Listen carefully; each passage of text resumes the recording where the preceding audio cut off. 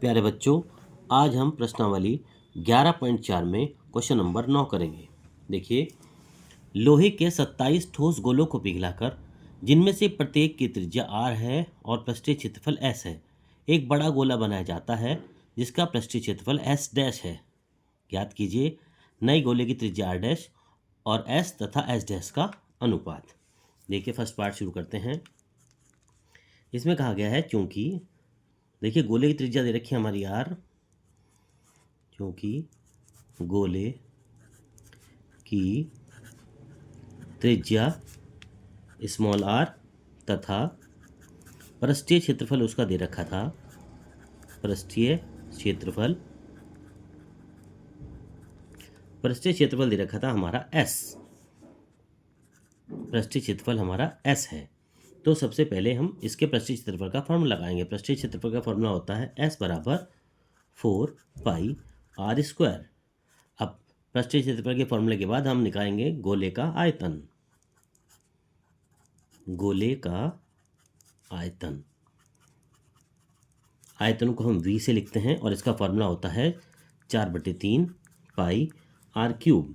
देखिए, ये तो हो गया हमारा गोले का आयतन, लेकिन क्वेश्चन में कहा गया है हमारे लोहे के 27 ठोस गोले हैं, तो अब 27 गोलों का आयतन निकालना पड़ेगा। इसीलिए 27 गोलों का आयतन, देखिए इसको v से लिखते हैं तो यहाँ पर हम v डैश लगा सकते हैं।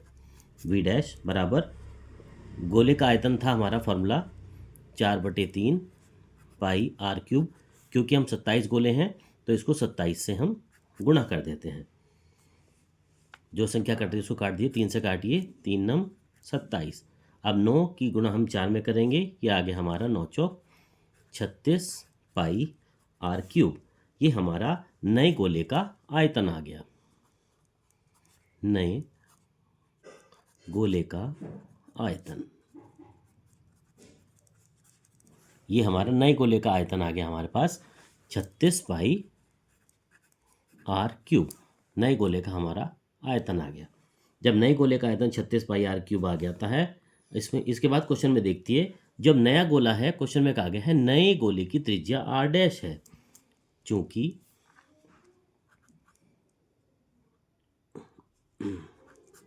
नए गोले की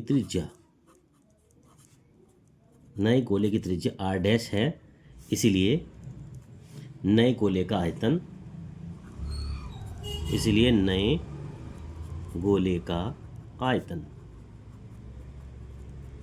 नए गोले का आयतन को v डैश से लिखते हैं। ये फॉर्मूला था हमारा 4/3 पाई r क्यूब।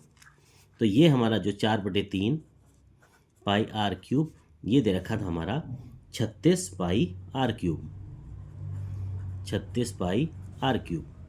देखिए यहाँ पर हमने नए गोले का आयतन है तो इसके यहाँ पर हम r डैश लगा देते हैं। r डैश क्योंकि हमारी नए गोले की त्रिज्या r डैश है, तो यहाँ पर भी 4/3 पाई r क्यूब की जगह 4/3 पाई r डैश क्यूब लगाते हैं। देखिए, पाई से पाई काट दीजिए, यहाँ पर r डैश क्यूब का मान निकालना है हमें, तो r डैश क्यूब बराबर हो जाता है हमारा 36 गुणा 3 गुणा r क्यूब बटे 4। ब्रज गुणा कर देते हैं, 4 से काटिए, 4 नेम 36 और 9 तिया 27 r क्यूब हमारा ये r डैश क्यूब का मान आ जाता है। अभी r डैश क्यूब का मान आया है, अभी हमारा r का मान नहीं आया है, तो r डैश का मान नहीं आया, तो r डैश बराबर cube root of 27 r cube. और हम जानते हैं 27 r क्यूब किसका फॉर्म क्यूब होता है, 27 होता है हमारा 3 का और r क्यूब होता है हमारा r का, यानी कि r डैश का मान आ गया हमारा 3 × r।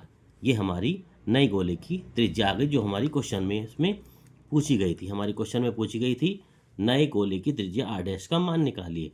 तो नए गोले की त्रिज्या हमारी r डैश का मान आ गया हमारे पास 3r। इसके बाद अभी हमारा सेकंड पार्ट रह रहा है। सेकंड पार्ट में क्वेश्चन में कहा गया था s तथा h डैश का अनुपात निकालना है। तो चलिए इसका भी मान निकालते हैं। सेकंड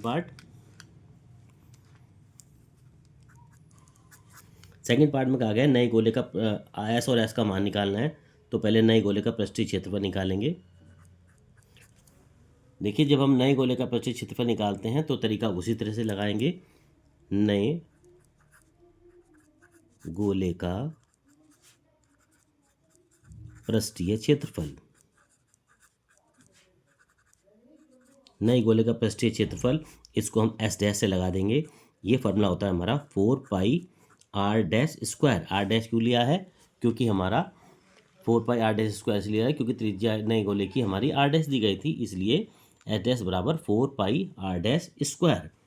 मान रख दीजिए इसको यहाँ पर 4 into pi into r dash का मान हमारा आया था, आर डैश का मान आया था हमारे पास 3r। तो यहाँ पर हम 3r का मान लगा देते हैं। आर डैश का मान आया इंटू 3r का स्क्वायर। तो 4 गुना पाई गुना 3 तिया 9 और आर स्क्वायर, तो 9 चौक, ये आ गया हमारे पास 36πr²। हमारा ये मान आता है एस डैश का। एस डैश का मान निकाल रहे हैं हम क्योंकि हम नए गोले का पृष्ठीय क्षेत्रफल। अब क्वेश्चन में कहा गया था हमारा एस और एस डैश का अनुपात भी अभी हमें निकालना है।